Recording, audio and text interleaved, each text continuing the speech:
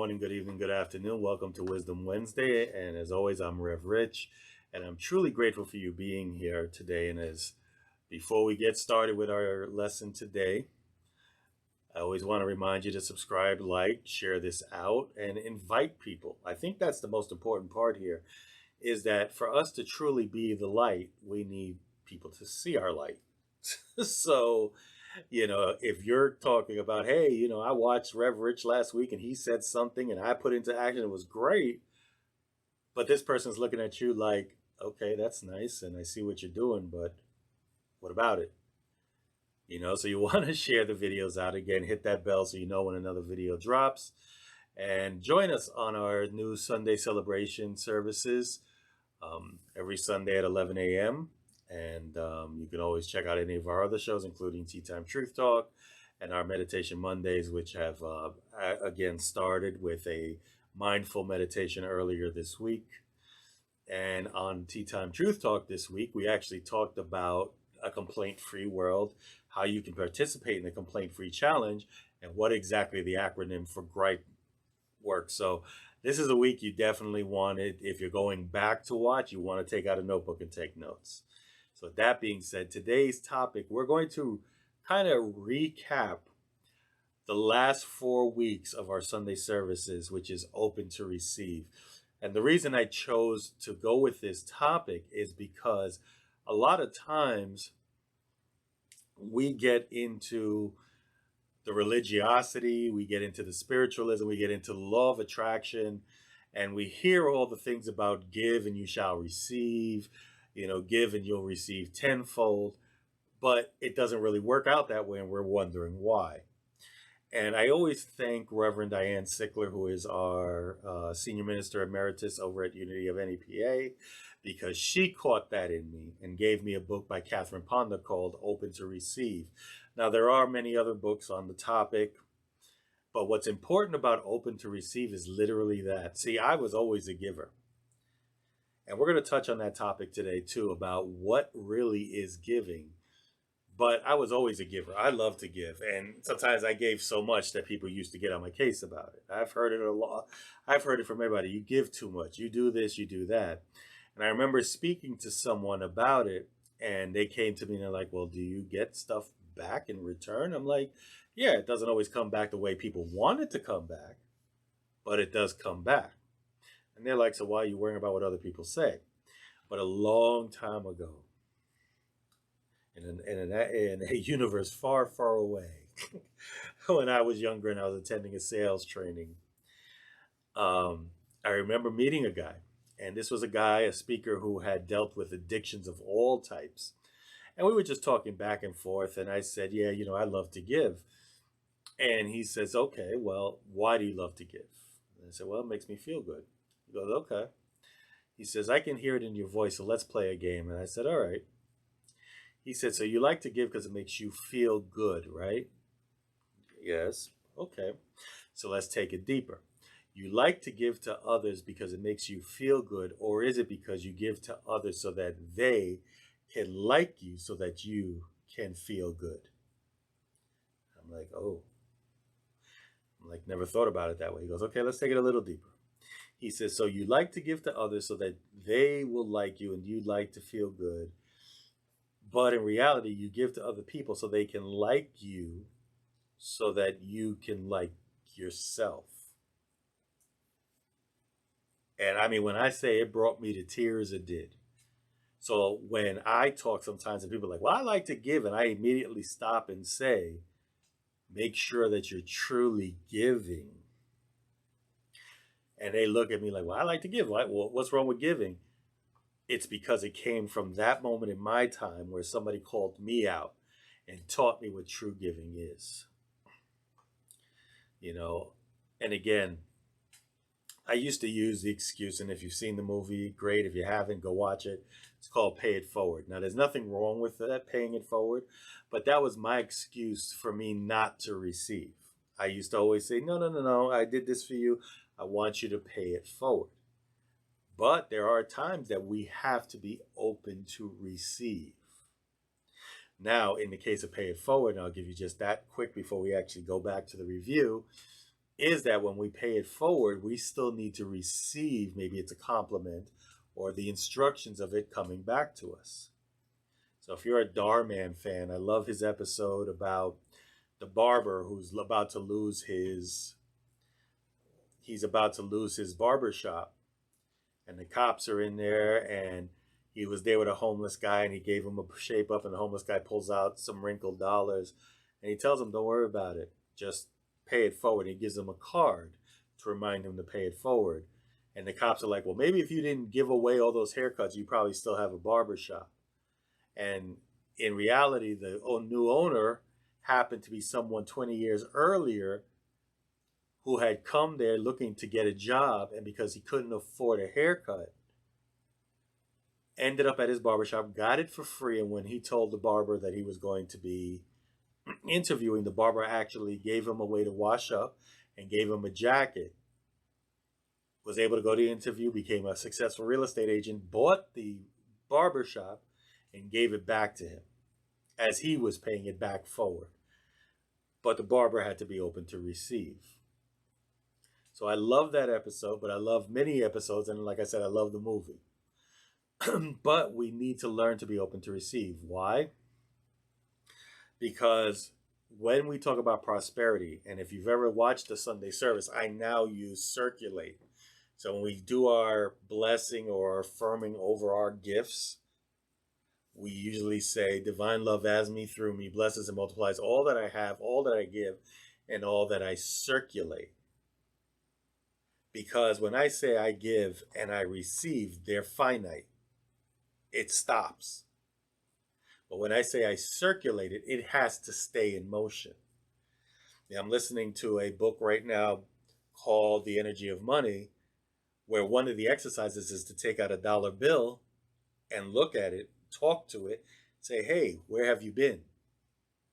And try to imagine everyone that's handled that money up to that point. And then ask it where it's going and try to imagine where that dollar is going. But to be able to go out, it has to be able to receive it. Someone has to be able to receive it. So when we talk about getting ready, we started off with understanding that receiving is an important part of this. Again, if a two-sided coin, a quarter is still a quarter, one side has the eagle on it, one side has the other design on it. Every coin has two sides which differ, but they're still the same coin. So when we open ourselves to receive is to know that whether it's a compliment, can we just say thank you rather than try to force something back? If somebody gives me something, I don't know how many times I've been offered money for speaking and I've given it right back. And I thought I was doing a good thing, but I realized that in not receiving the money first, I was blocking not only my own energy, but the energy of the person trying to be prosperous in their own way. So I had to understand that receiving was important. So the question I'll ask you now is, in your own lives, is it hard for you to receive compliments? When somebody wants to give you a gift out of the blue or hand you a job or do something, are you openly receiving it, or are you automatically thinking of ways of blocking it? And you may not think of it as blocking, but that's exactly what you're doing, of stopping that person from circulating their energy. Because again, it's not always about money. It could be compliment. It could be love. I want to love somebody, but if I stop them from loving me, I won't get hurt. So I'm blocking it. But if I'm circulating it and I'm accepting love from that person and I'm giving love, and that we build that energy. A great movie for that, if you ever want to watch it, is called the Celestine Prophecies. They're actually books, but the movie itself explains how energy works and how when it's circulated, how it continues to grow. And it's the same thing with giving and receiving. When you're open to receive, you will see that energy start to flow. It's not even a look at it go, look at it circulate. It's a flow. It becomes a flowing river that goes and comes. And, as we say, the ocean goes into lakes and rivers, and you know how the whole thing goes and ends up back wherever, goes back to the earth, things like that. The point here is that nature itself shows that we're open to receive, open to give. We talk about breathing. You know, we breathe in oxygen, we breathe out carbon dioxide. Well, plants breathe in carbon dioxide and release oxygen. So, guess what's happening here? We're giving and receiving, we're circulating. So, I want you to keep that in mind next time somebody gives you a compliment or somebody comes to you and says, hey, I want to give you something, you know, and a lot of people come from a spiritual aspect. Hey, God told me to, Spirit told me to, the universe has instructed me to, you know, my heart said to be open to receive it and see what happens. In our second week, we started a 40-day journal, a gratitude journal. And for those who were part of that Sunday service and beyond, I hope you're still going because the 40 days haven't come up yet. But basically, you took a journal, a notebook, doesn't matter what it is. I like journals. And you started to write, and we started off with just 5 things. So 5 things you're grateful for every day. And it really isn't hard. I mean, if you really think about it, I'm sitting in this room and I can name about 20 things I'm grateful for. But the challenge is to truly look for things that are grateful for. Week 3, we took it to another level. We now said, not only do I want you to be grateful for those things that are great in your life, but I want you to be grateful for those situations that maybe you lost your job, lost a relationship. I want you to be grateful for those challenges in your health. I want you to be grateful for that part of yourself that you don't like so much. I want you to be grateful for that person that called you out and made you feel less than, even though you knew they were right. And then in general, the last one was easy, was I'm just grateful. And fill in the blank. How many of you thought about it or are still doing it, are doing that at this point? Are you open enough to receive that even the challenges in your life is something to be grateful for because it is giving you the gift of a lesson? My daughter, for that lesson, I remember saying Gift of the Storm by Faith Rivera, which is literally all that, where I know the challenges in my life, but I can see the gifts of the storm. You know, a lot of you are sitting there going, I don't know, Rev Rich, this started off happy, but we're starting to get into some dangerous territory. Well, I always remember the words of Reverend Ogan, who told me that a minister's job is to comfort the afflicted and to afflict the comfortable. Well, that's what I'm doing right now. I'm challenging your comfort level. I want to help you see the potentiality you have in yourself to be better and bigger and brighter so that others can see that and you give permission to them. Last week I read Marianne Williamson's poem, which reminds us how, you know, who are we to be brilliant and beautiful, and who are we not to be, when it is our calling to be the best person we can be. Which brings us to week 4, which is probably the hardest one for us to hear. So I'm going to spend a little more time on that one. When we talk about giving, so we talked about how giving and receiving is the point of the same coin, but we focused on the side of the coin of receiving. And now I want to talk about giving, because one of the things is it's easy for us to give away.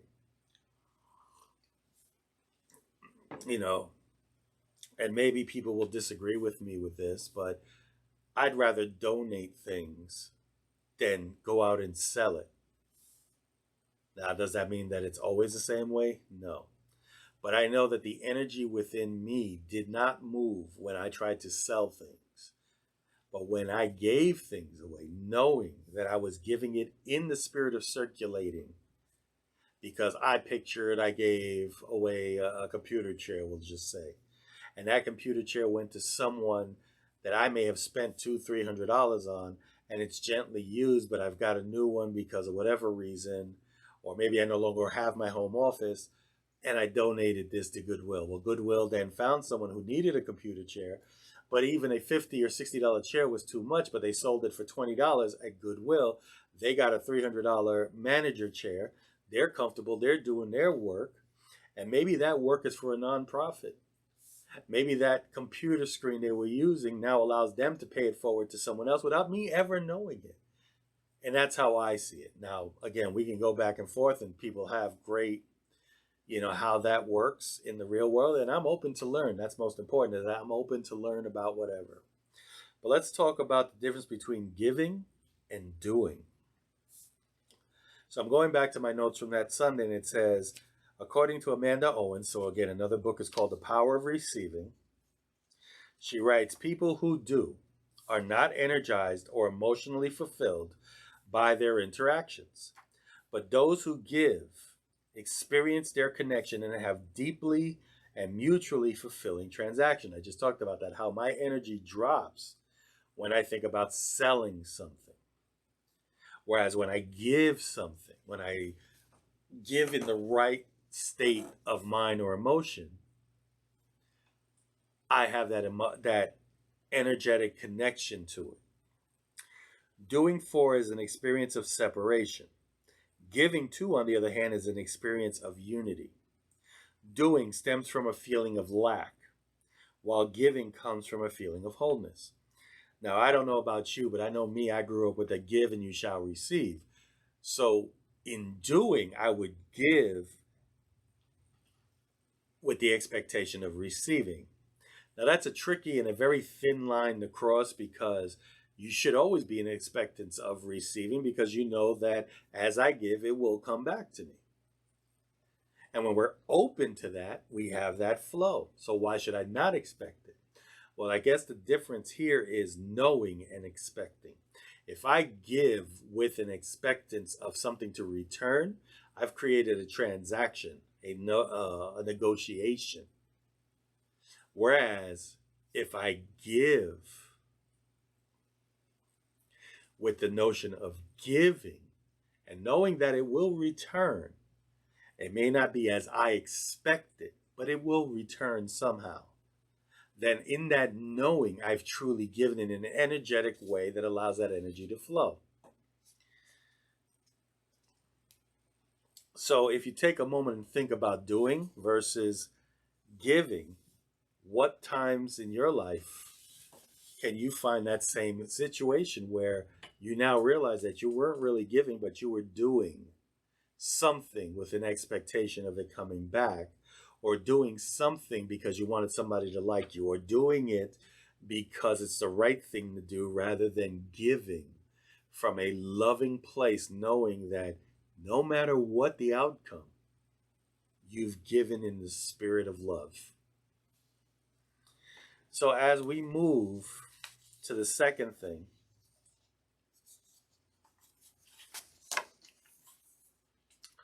we begin to look at something we call enabling. So let's review real quick. To do rather than to give, because we have an internal, external expectation of how we should behave. Doing out of the expectation has little to do with authentic nature. Habitually putting other people's needs in front of our own at the expense of our own usually comes from expectation. We might do rather than give because we're operating from an enabling paradigm. I know I may be touching on some toes here, but here we go. So again, from the book, The Power of Receiving. Now, I've been here. Trust me, I've been here. I gave because I felt that it was my way of being a hero. It was my way of helping, my way of serving. I wasn't giving, I was doing. The expectation. So again, I read this list last week, and I got a few brows for this, but I want you to think about this. Enabling behavior is when you habitually do something for people that are perfectly able to do it for themselves. You are also enabling when you do something that prevents people from experiencing the consequences of their actions. So the examples they used: a mother who constantly picks up after her children rather than teaching them to put their things away. A person who covers for their co-workers' habitual tardiness by doing their person's work. A parent who constantly takes care or financially supports her adult child. Someone who is constantly loans money to gambling addicted friends. Well, I probably fall into two or three of those on my own, and I know people who've done the same.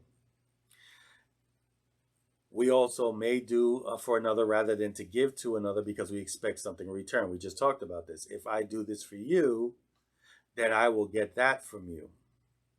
You know, even in prayer, people bargain with God. Well, God, if I do this, you give me this.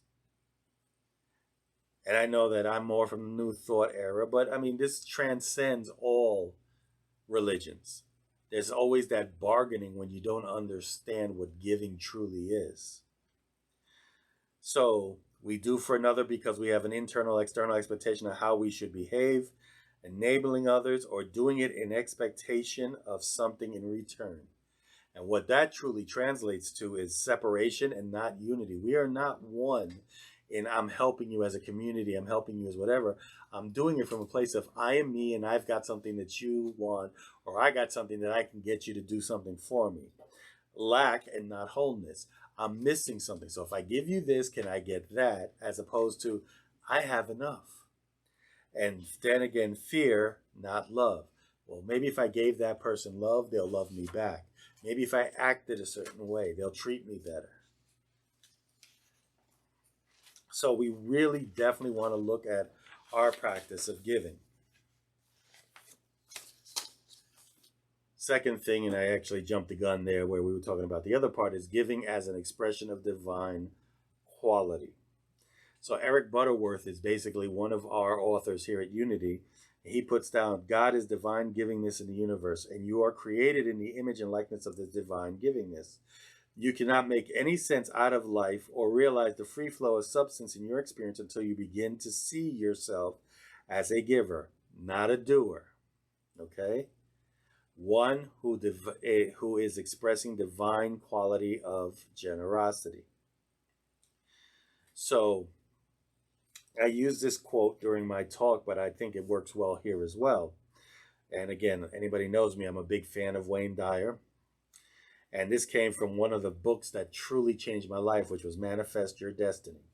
He says, generosity includes offering kindness, care, love, and nurturing where it is needed. Furthermore, in the spirit of generosity can and does ultimately relate to how we treat ourselves. If you have a generous heart that has no qualms about giving, you will treat yourself lovingly and will nurture yourself without feeling any sense of guilt. So when we understand that in true giving, we give of ourselves, we even treat ourselves better. Okay?